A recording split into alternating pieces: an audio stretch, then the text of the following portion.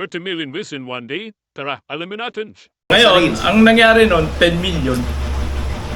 Di bali, mamaya na lang uli ako mag-screenshot, baka umabot ng 20 million. Umabot na naman, 20 sabi na million. doble yung ano. Ah. Sabi ko, oh yun, hanggang nagtuloy-tuloy na. Nag-30 million siya in one day. Apo. One day. Ano yun, nag-viral po talaga siya na ano eh. So imagine nyo yun. Diba? Lucky talaga si Sir Lucky Charm. Okay? Natsambahan siya, natsambahan. And ano yan ha, mga bihira lang kasi yung nagte-trend ng ganun o yung nagbo-viral.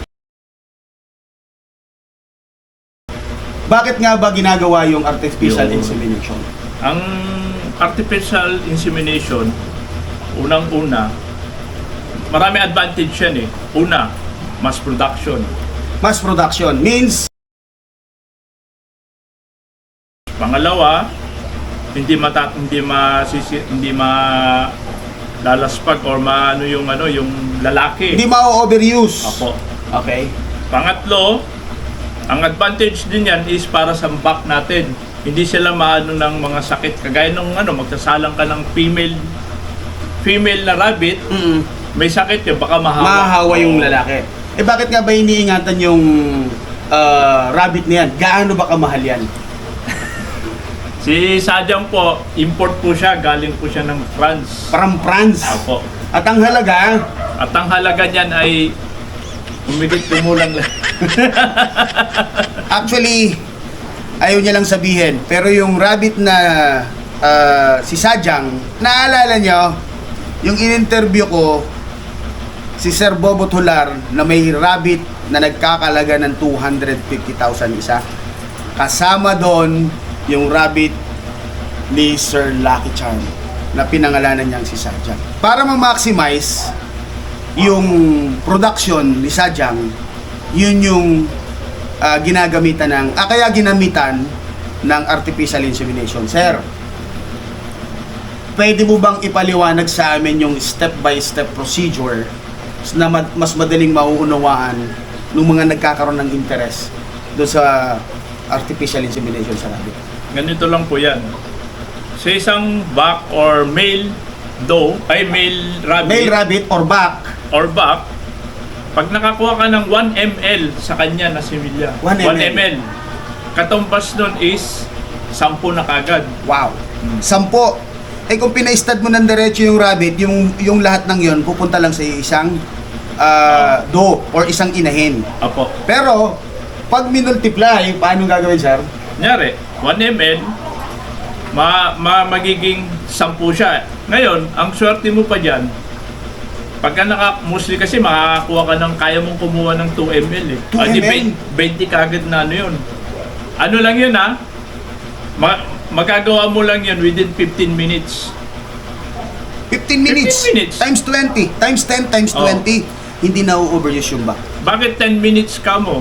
Kasi kailangan, pagkakuha mo yung yung Siemens nun, tapos yung extender na dun sa Siemens, ihahalo dun, O may nihahalo pa. ihahalo pa siya, kailangan within sabihin na natin 5 minutes, 10 minutes, may saksak na kagad sa Pwede nang isaksak doon sa babae. Oo, kasi ang naobserbahan ko, hanggang 15 minutes lang yung lifespan ng similya. So na mamamatay? Pwede Apo. mag-whip. Oh. Take note take note. Kaya yun, within 10 minutes nga ang pinakaano dyan, yung may kasama ka dapat na tagahawak Mag-assist para naka-ready na. Oo, yun. Oo, ma-maximize yung oras. Wow. Yun ang advantage. Kita nyo, simpleng proseso. Teka, simple nga ba? Ano nga pala yung nasa likod? Ano ba yung mga ginagamit mo? Pwede ba namin makita, sir, yung mga ginagamit mo kung okay lang sa artificial insemination? Para magkaroon ng idea yung manonood. At saka, yung extender na narinig ko kanina, extender eh. Alam ko, yung sa meat extender yun pag bago ka mag-ihaw eh. So, meron din pala doon. Tingnan natin. Nanginginig yung kamay ko. Alam niyo ba kung ano itong hawak ko na to? Actually, hindi. Hindi ko rin alam. Tanong natin sa kanya. Sir, paano nga ba ginagamit to? Una-una, ito po yung mga ginagamit namin sa pag AI, artificial insemination. Kumbaga sa ito yung gun. Ayun yung pinang-i-inject. Oo, ito na yun. Ngayon, bagong lahat, kailangan mag-assemble muna tayo ng ano, na ito po yung ano, para sa tinatawag namin fake vagina. Ito yung cup niya. Yan. Okay. And then lalagyan ng... So, ipapasok sa butas. Panoorin nyo kasi kung gusto nyo mag-AI, pakikita namin sa inyo yung ano, step by step na process. Okay. Yan. Dito ipapasok yung tubig. Tubig siya. Lalagyan siya tubig. ng... Oo. Bakit lalagyan siya ng tubig? At least 49 degrees Celsius. 49. Para feeling nung Feeling ng rabbit. Mainit-init. Oo. Okay. Oo, so ito na. So dito na yung papasok. Ngayon, ito naman is yung tube. Kung saan pupunta yung... Kasi lulusot lang dito yung... okay, alam na natin yon. Baka ma-technical tayo. Tapos ito, dito pupunta na yung lalabas similya. yun. Oo. Okay. Similya. Ganun lang. Meron pa palang ganun. Ngayon, gagawin mo, kunyari, nakakolekta ka nga ng sinasabi natin 1 ml. Dito, may nakaready ka ng extender. Ito yung extender. Mabibili lang sa France. Okay? And kung gusto nyo magtanong sa bibili nito, PM nyo ako or kausapin nyo Sir Lucky Charm para mabigay sa inyo yung details. Ayan sa France lang. Yan yung ngayon yung ihahalo. Oo. Kailangan, ang panghahalo mo lang, hindi lang basta tubig.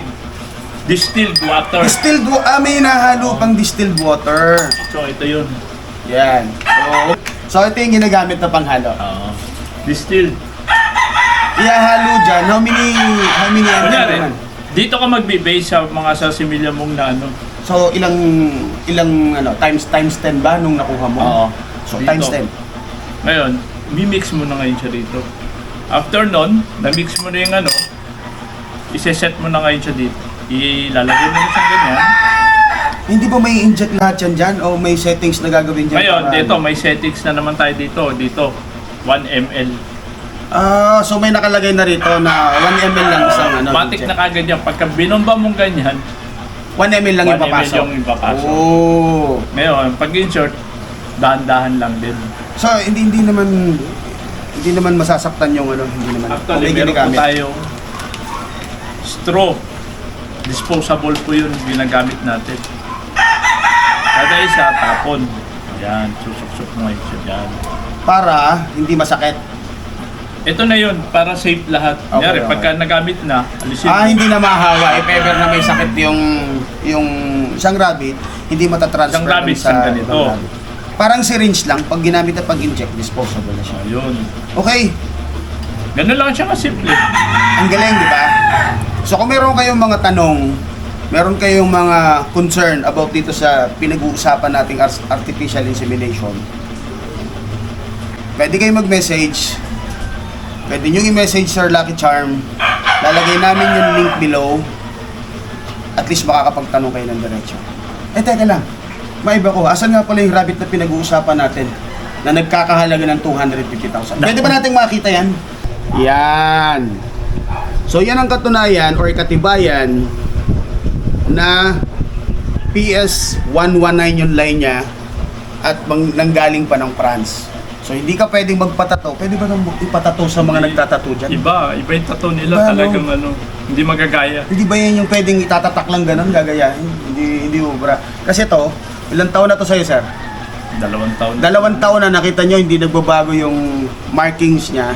So hindi kayang gayahin ng kung Makikita sino-sino. ng ano yan, yung font, yung mga talagang And then tong code na to, naka-registered sa kanila yan. So, pag meron kayo nakita, binentahan kayo ng may ganito, sabihin mura, tapos may tato, check nyo kasi ito, naka-registered yan sa pinanggalingan mismo. Pag walang record, ibig sabihin hindi totoo. Okay? Again, kung meron kayong tanong, message lang kayo, message nyo sa Lucky Charm. Sir Lucky Charm, kung meron kang Makikita gusto sa sabihin page. sa kanila. Ha? makikita sa page. Makikita sa page. Sige, ano ba yung page mo? Yung page ko is yung Lucky Charm. Lucky Charm siya pero capital lahat. Laki talaga. Yun lahat. Actually, yung Lucky Charm na yan naano ko lang yan Naisip ko lang. Naisip ko lang kasi nung may nakita akong jeep na nakalagay lang dun sa karatula, Lucky Charm. O di, inilagay ko na lang dun sa Galing, di ba? At doon nag-umpisa yun. Wala, hindi talaga siya Doon nag-umpisa yun, yung Lucky Charm na yun. Lucky siya. In one day, alam nyo magkano ang kinita ng video? PM nyo na lang kami para malaman nyo. Di ba? So again sir, thank you sa pagkakataon na ma-interview ka. Baka makatulong tayo doon sa mga gustong mag-rabbit, gustong magkaroon ng artificial insemination. Okay? So, thank you for watching. Please like, share, and subscribe. See you in the next vlog.